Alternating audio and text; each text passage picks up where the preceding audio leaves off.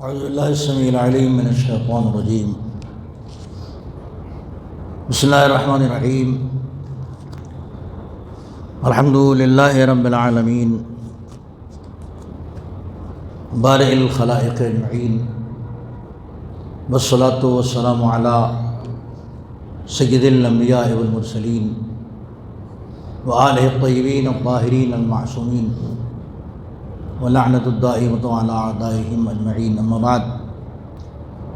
عزیزان گرامی، اسلام نے صرف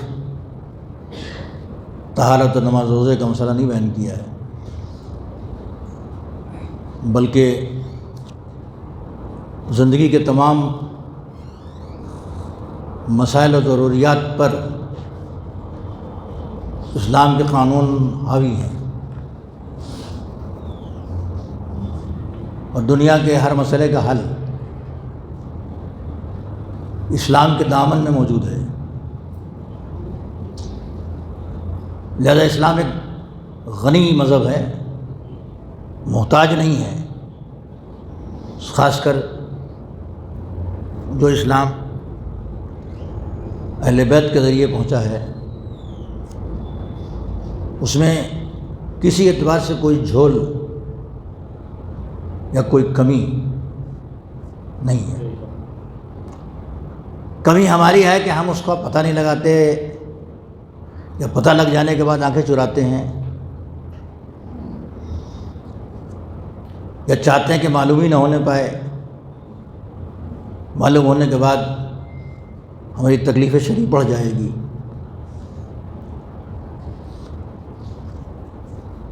لہذا ہم ایسی تقریروں کو پسند بھی نہیں کرتے۔ سب نہیں، کچھ لوگ، جس میں ایسی معلوماتی باتیں موجود ہوں، اس لیے کہ کہیں کہیں نفس انسان کا غالب آ جاتا ہے، تو اس سے بہت ساری خرابیاں پیدا ہوتی ہیں۔ لیکن اس نے تو قانون قاعدہ بتا دیا ہے جو کتابوں میں لکھا ہوا ہے، اب ہم ہی ناواقف ہیں تو بات الگ ہے۔ آج سے 20-22 سال پہلے میں نے تقریر یہاں کی تھی، اس میں میں نے عرض کیا تھا کہ عورتوں کے حقوق کیا ہیں، کہ ذمہ داریاں کیا ہیں۔ ظاہر ہے کہ بہت سی وہ باتیں آ گئی تھیں کہ جس کو لوگ نہیں جانتے تھے۔ ذمہ داری کیا ہے؟ مرد پردھان سوسائٹی میں سارا زور مردوں کے ہاتھ میں ہوتا ہے،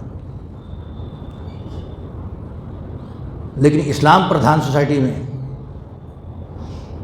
سارا کمانڈ اسلام کے ہاتھ میں ہوتا ہے۔ نہ اس نے کوئی ظالمانہ قانون نہیں بنایا ہے۔ اسی میں ایک جملہ نکلا تھا میرے منہ سے اس زمانے میں، جس کے بعد لوگوں نے شدید مخالفت کی، کہ عورت کا فرض روٹی پکا کے کھلانا نہیں ہے۔ تو پہلی بار لوگوں نے سنا تھا، اب تو خیر سنتے سنتے بہت عادی ہو گئے، ٹی وی پر اور چینل پر اور کہے پر سن۔ 20-22 سال میں کافی گیان پراپت کر لیا لوگوں نے، کافی علم حاصل کر لیا۔ اس وقت یہ بات بڑی کھلی تھی، بس لوگ ہم پہ آئے تھے کہ صاحب یہ کیا بات ہوئی، اور کیا کرے گی وہ، یعنی اس کو کرنے کے لیے جو چھوٹا سا فیلڈ ہم نے معین کیا تھا، وہ چولہا چکی، بس وہی۔ پھر سمجھایا تو سمجھ میں آیا۔ تو ظاہر ہے کہ جہاں نالج نہیں ہے وہاں پریشانی ہوتی ہے۔ نالج ہو جانے کے بعد پریشانی ان کو ہوگی جن کو نالج سے کچھ دکھ پہنچے، اور علم حاصل کرنا غلط سمجھتے ہوں اور جاہل رہنا پسند کرتے ہوں۔ کہ ہم جاہل ہی ہیں تو اچھے ہیں، معلوم ہو جائے گا تو کرنا پڑے گا۔ لہذا ایسے افکار کے درمیان، ایسے فکر والوں کے درمیان، سب تو ایسے نہیں ہیں، کچھ لوگ تو معلومات حاصل کرنا چاہتے کچھ ملے، ورنہ آدھا گھنٹہ پہلے سے آ کے لے کیوں بیٹھے ہیں؟ نماز ختم ہونے کے بعد، خطبہ ختم ہونے کے بعد کیوں آئیں گے لوگ؟ دونوں کا نتیجہ آپ کے سامنے ہے۔ یہ چاہتے ہیں کچھ معلوم ہو جائے، وہ چاہتے ہیں کچھ نہ سنیں، نہ سنیں نہ تکلیف ہو. تو اب تو ایسا آ گیا ہے یہ کہ اس میں سب سنا جائے گا، ابھی نہیں تو کل سنا جائے گا، خوشی سے نہیں تو ناراضگی سے سنا جائے گا، چپ کے سنا جائے گا. اس میں غیبت کرنے کا بھی چانس کم ہو گیا، یہ بھی کہنے کا چانس کم ہوگا کہ صاحب انہوں نے یہ کہا، جو کہا وہ ہے، حاضر ہے. تو بہت سارے لوگ ایسے ہیں جو معلومات حاصل کرنا چاہتے ہیں اور معلومات حاصل کر رہے ہیں. وہ جن ٹاپک پر گفتگو نہیں ہوتی ہے، میں نے انہی میں سے ایک ٹاپک آپ کے لیے چنا تھا اور چل رہا ہے، ابھی چلتا رہے گا، جانے کب تک چلے گئے تو مجھے علم میں نہیں ہے میرے. جتنا علم دیتا جائے گا میں آپ کے سامنے پیش کرتا چلا جاؤں گا. اسلام میں وقف کا مسئلہ، وقف کا پورے امامی حال کے طفیل میں امامی حال ہی میں اس کا موقع مل گیا بیان کرنے کا. تو بہت سے لوگوں کو وقف کی ڈیفینیشن ہی نہیں معلوم، پریبھاشا ہی نہیں معلوم کہ وقف کیا ہوتا ہے. مال دیکھیے کئی طریقوں سے جاتا اور آتا ہے. بیع و شرع، بیچنے خریدنے میں مال جاتا ہے اور کچھ مال آتا ہے. عاریت جو مانگ کے لاتے ہیں کسی چیز کسی سے، دے دیجئے میں آپ کو پھر دے دوں گا 2 دن کے بعد، اس میں بھی مال جاتا اور آتا ہے. کرایہ، اس میں بھی کچھ مال جاتا ہے کچھ آتا ہے نا. ہبہ، بخشش، اس میں بھی کچھ جاتا ہے کچھ آتا ہے. تو مال جانے کے یہ بہت سارے طریقے ہوئے ہمارے سامنے. میراث، اس میں بھی کچھ مال جاتا ہے کسی کی طرف کسی سے. وصیت، اس میں بھی کچھ مال جاتا ہے کسی کی طرف کسی سے. یہ مال جاتا ہے، مال جاتا ہے، مال جاتا ہے، مال جاتا ہے، مال جاتا ہے. لیکن جب کبھی مال جاتا ہے تو اس کا نام وصیت ہوتا ہے، کبھی مال جاتا ہے تو اس کا نام بخشش ہے، عطا ہے، ہبہ ہے، کرایہ ہے، میراث ہے نا. یہ مال جانے اور آنے کے طریقے ہیں. تو ہم اردو میں تو کہتے ہیں کہ مال جاتا ہے اور آتا ہے، کوئی لیتا ہے کوئی دیتا ہے.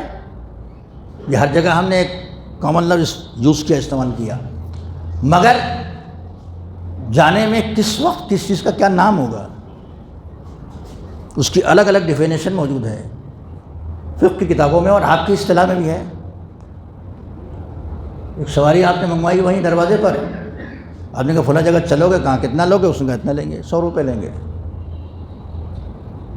وہاں تک چلو 100 روپے آپ نے طے کیے، اس نے کہا. وہاں پہنچایا، آپ نے 100 روپے اس کو نکال کے دے دیے. سواری پہ بٹھا کے وہاں تک لے گیا جہاں تک طے کیا تھا، 100 روپے میں طے کیا، 100 روپے دے دیا آپ نے اس کو.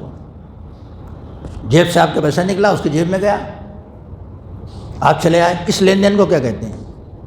وقف، میراث، ہبہ، وصیت؟ نہیں. اس لین دین کا کوئی نام ہوگا جو آپ کے یہاں بھی ہے اور شریعت میں بھی ہے. آپ کے انگریزی، اردو، ہندی میں ہوگا. شریعت کی زبان چونکہ عربی ہے لہٰذا اس لین دین کو کیا کہتے ہیں؟ اس شہر میں بہت سے بچے آتے کہتے ہیں پڑھنا ہے مجھے ایک روم چاہیے، تو لوگ دلا دیتے ہیں روم کو. کتنا صاحب 1000 روپے مہینے پر، 500 روپے مہینے پر، 2000 روپے مہینے پر ایک روم دلا دیا ان کو. کتنے دن کے لیے؟ 11 مہینے کے لیے، 10 مہینے کے لیے، 4 مہینے کے لیے، 6 مہینے کے لیے. یہ پیسہ دیتا ہے، وہ روم دیتا ہے. یہ کیا ہے؟ بیچنا ہے، بائنگ سیلنگ ہے؟ نو. خرید و فروخت ہے؟ نہیں. اس کا کیا نام ہے؟ یہ جو کرایہ دیا آپ نے اس کو 100 روپے اور پہنچا کے چلا آیا آپ نے اس کی ٹیمپو 100 روپے میں خرید لی، ٹیکسی 100 روپے میں خرید لی آپ نے؟ نہیں. اس نے 100 روپے میں ٹیکسی بھیج دیا؟ نہیں. ایک مہینے کے لیے اس نے کرایہ، ایک مہینے کے لیے اس نے آپ کو مکان رہنے کے لیے 2 مہینے 3 مہینے کے لیے 1000 روپے مہینے پر، تو کیا 1000 روپے مہینے پر اس نے مکان بھیج دیا اپنا؟ نہیں. اس کا کیا نام ہے؟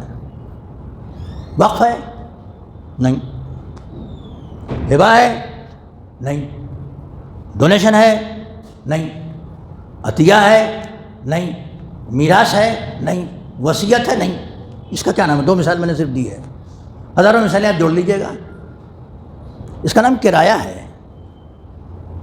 رینٹ پر، کرائے پر آپ نے ایک مکان رہنے کے لیے لیا 1000 روپے مہینے پر، یا نہ کسی نے وقف کیا نہ وقف ہے. اس کا نام وقف نہیں ہے. اس کا نام شریعت کے زبان میں کیا ہے؟ اجارہ ہے. آپ کے زبان میں کیا؟ کرایہ ہے. تو 1000 روپے دینے کے بعد کیا اس مکان کے مالک ہو گیا؟ اس ایک روم کے جو لیٹرین باتھ روم کے ساتھ اٹیچ یا الگ سے ہے، کیا اس کمرے کے مالک ہو گیا؟ نہیں. کیا ہوئے کہ 1 مہینے کے لیے ہم نے اس کو اجارے پر لیا ہے، کرائے پر لیا ہے. تو کیا اس کو توڑ پھوڑ سکتے ہیں آپ؟ نل نکال کو ادھر پھینک دیا، باتھ روم کو ادھر ڈیمیج کر دیا، دیوار ادھر توڑ دیا، رنگ کھرچ دیا، یہ کر سکتے ہیں آپ؟ نہیں. آپ صرف رہ سکتے ہیں، اس کو بگاڑ نہیں سکتے. آپ کا نہیں ہے وہ، آپ کا ہو تو کھرچیے، لگائیے، کچھ کیجیے. وہ اس کا ہے جو اس کا آنر اور مالک ہے. اس میں کیا ہوتا ہے؟ 1000 روپیہ آپ نے دیا، 1 مہینے رہے آپ. 1 مہینے تک آپ کو رہنے کی اجازت دی ہے. اس کی منفعت جو ہو سکتی ہے، اس گھر سے جو منفعت ہے، کیا منفعت ہے؟ اس گھر سے منفعت ہے کہ رہ سکتے ہیں آپ. آپ نے رہنے کے لیے مانگا تھا کہ میں رہوں گا، پڑھوں گا. 1000 روپیہ لیا، اس نے پڑھنے کے لیے دے دیا آپ کو. آپ رہے، پڑھتے رہے. وہیں سے آپ نے ایک دکان کھول لی اس میں. تو جو کاروباری جگہ ہوتی ہے اس کا کرایہ زیادہ ہوتا ہے.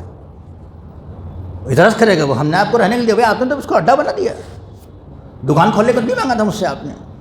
تو جس پرپس کے لیے کرایہ پر لیا ہے، جتنے پر لیا ہے، اس لین دین کا نام کیا ہوگا؟ اجارہ. عربی میں اور شرعی زبان میں. اردو میں، ہندی میں آپ کے یہاں کیا نام ہوگا؟ کرایہ. اتنی دیر تک اس گاڑی پر بیٹھ سکتے ہیں آپ.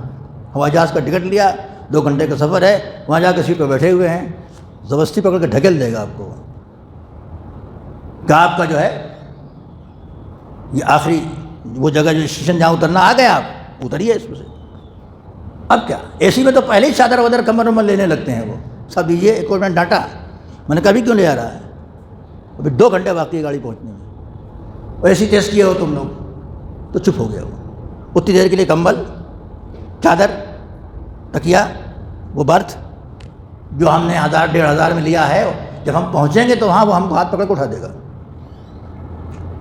وہ ٹرین ہماری ملکیت نہیں بنی، وہ جہاز ہماری ملکیت نہیں ہے، وہ گاڑی ہماری ملکیت نہیں ہے، وہ موٹر ہماری ملکیت نہیں ہے، وہ ٹیکسی ہماری ملکیت نہیں ہے، وہ گھر ہماری ملکیت نہیں ہے. کیا ہے؟ کرایہ ہے. کچھ پیسہ دیا، اس کے بدلے میں اس نے کیا دیا؟ اس کے بدلے میں اس نے وہ فائدہ ہم کو دیا جو اس سے ہونے والا ہے. تو اس نے زمین نہیں بیچی ہے، تھوڑی دیر کے لیے فائدہ دیا ہے اس نے مجھے. اس کا نام شریعت میں وقف ہے؟ نہیں. اس کا نام شریعت میں میراث ہے؟ نہیں. اس کا نام کیا ہے؟ کرایہ ہے. اتنی دیر تک کرائے پر آپ رہیں گے. جب وہ ٹائم ہو جائے گا تو وہ اب آپ کو حق نہیں ہے، جو بھی ایگریمنٹ ہے اس کے تحت ہوتا ہے، ورنہ عام طور پر اتنی دیر تک فلائٹ پہ بیٹھے رہ جائیں گے، ڈھکیل دے گا وہ، اٹھا کے لے جائیں گے.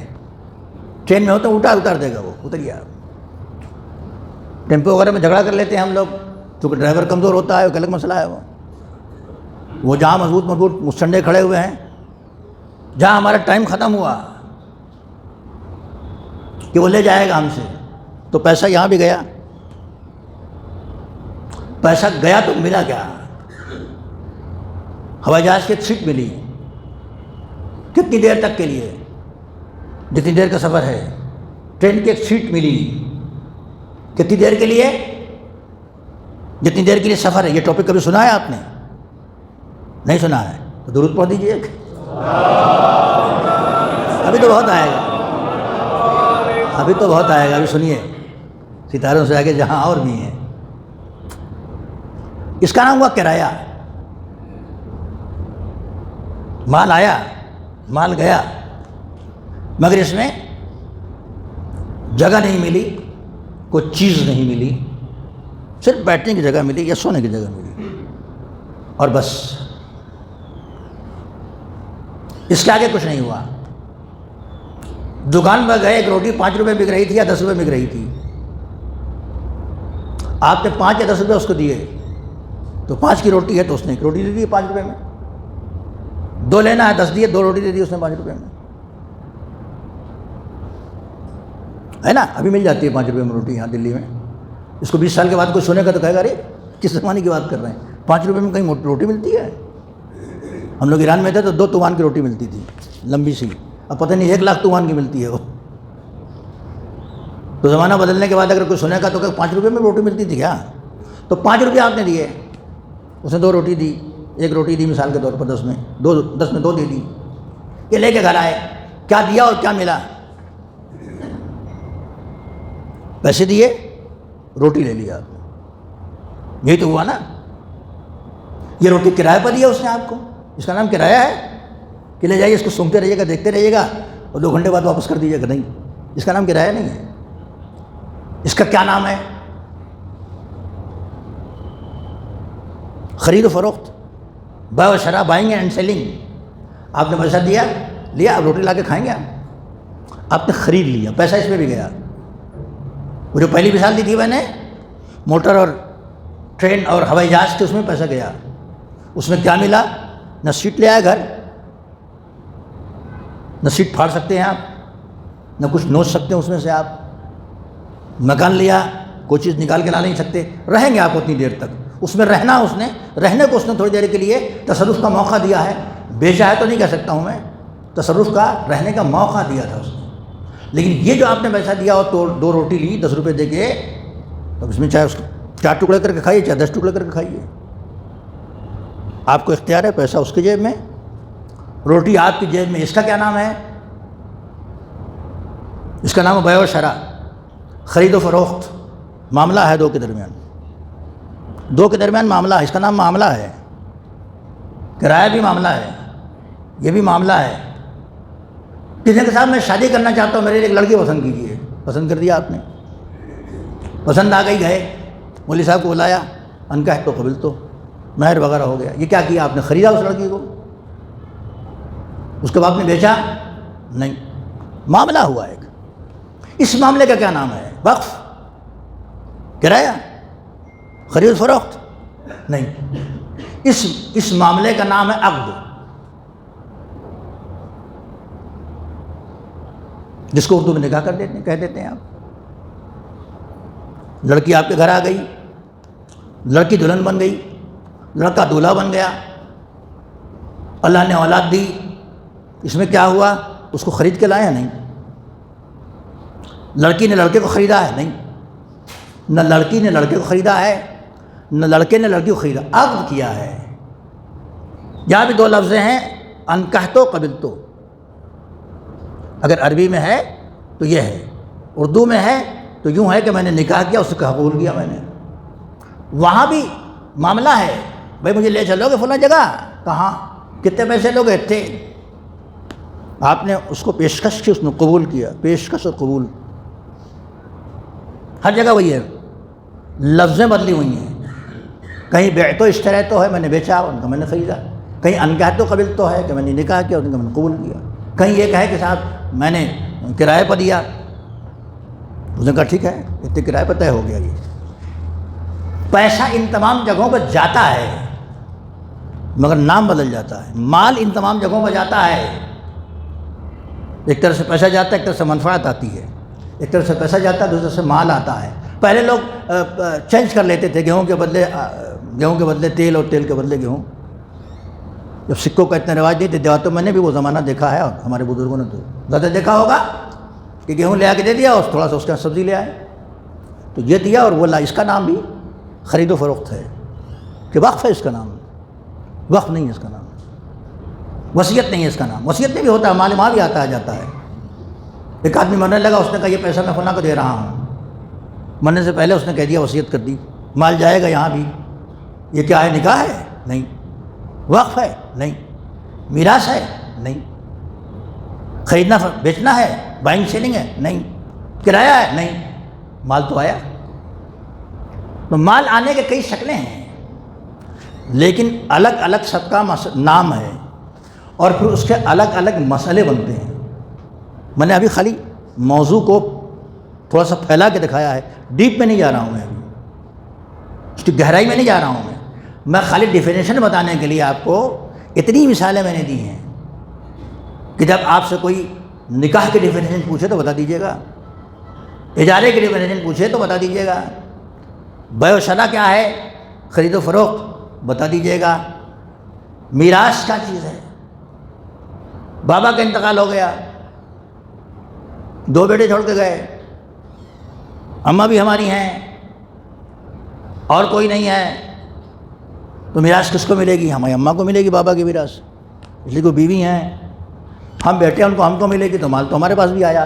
اس کا کیا نام ہے؟ وقف؟ نہیں۔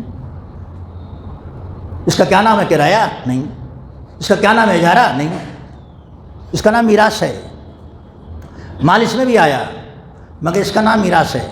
مال وصیت میں بھی آتا ہے، مال میراث میں بھی آتا ہے، مال خرید و فروخت میں بھی آتا ہے، مال اجارے میں بھی آتا ہے، مگر سب کا الگ الگ نام ہے۔ ویسے ہی وقف میں بھی مال آتا ہے۔ ہزاروں وقف نامے موجود ہیں ہندوستان میں، لاکھوں اگر کھو گئے ہیں تو ہزاروں ہیں۔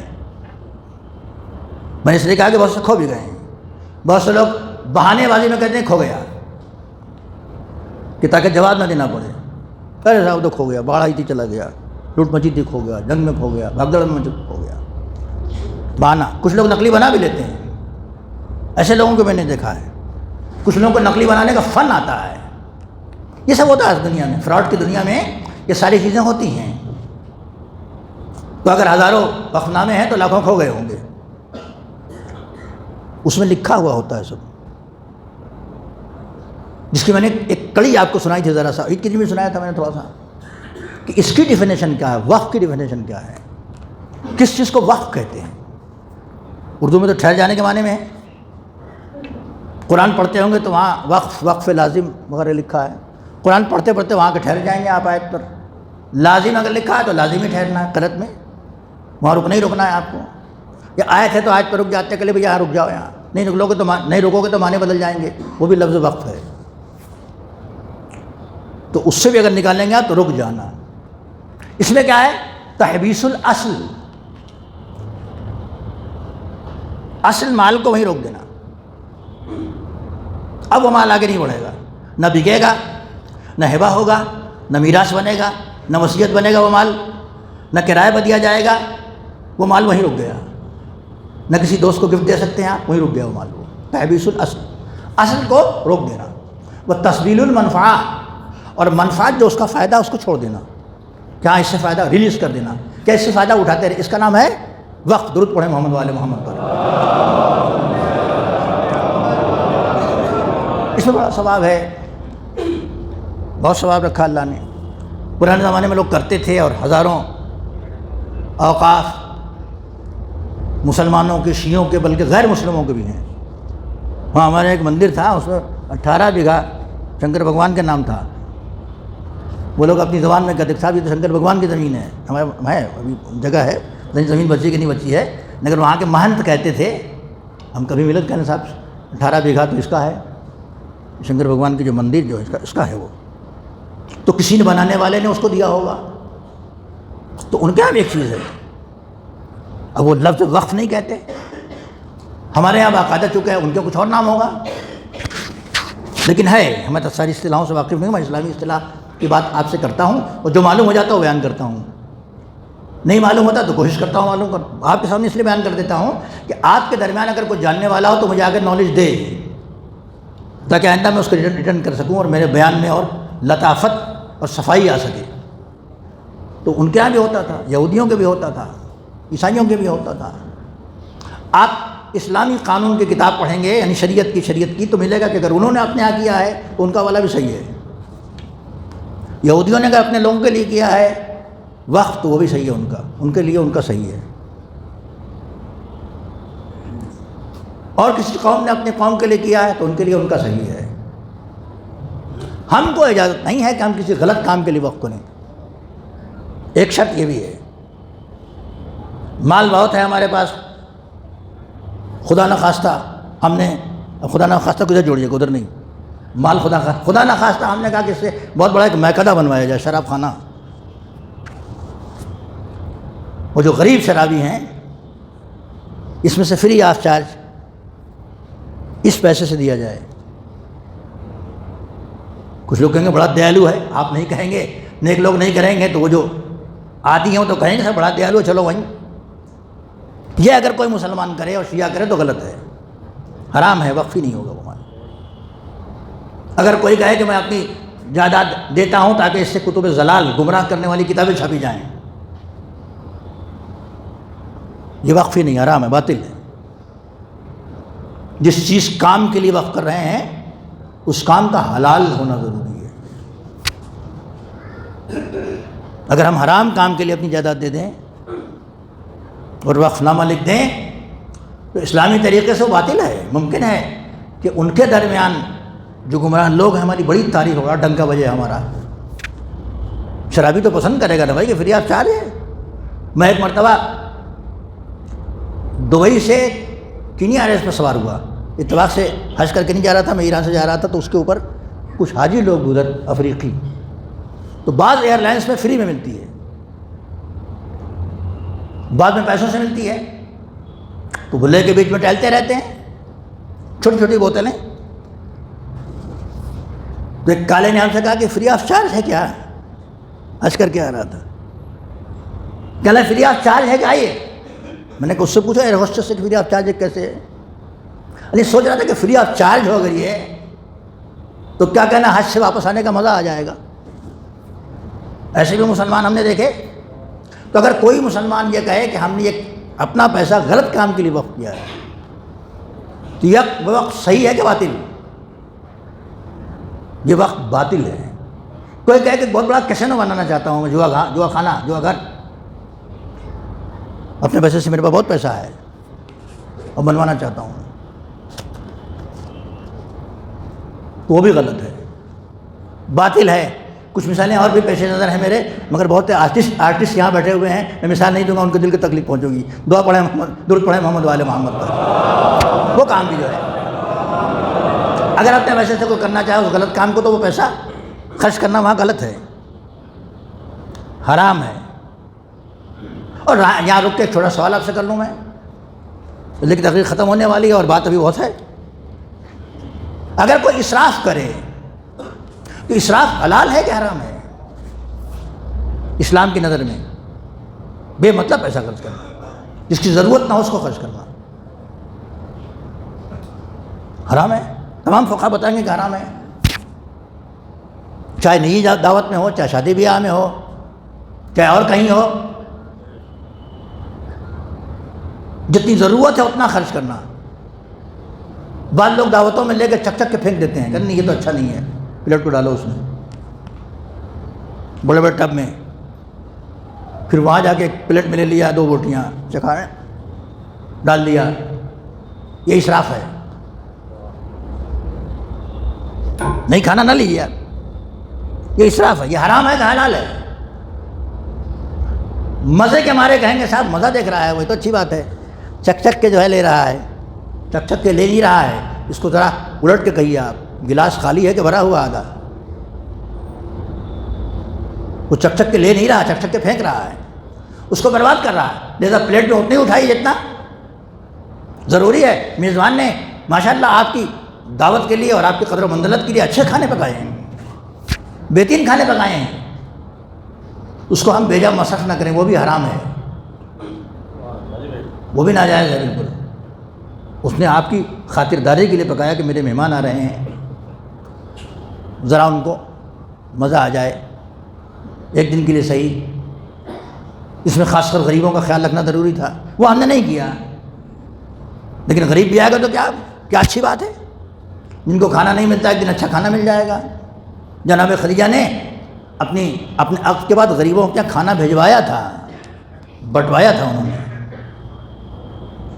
جو نہیں پہنچ سکتے تھے ان کے بھجوایا تھا انہوں نے، تاکہ اس خوشی میں وہ بھی شریک ہو جائیں۔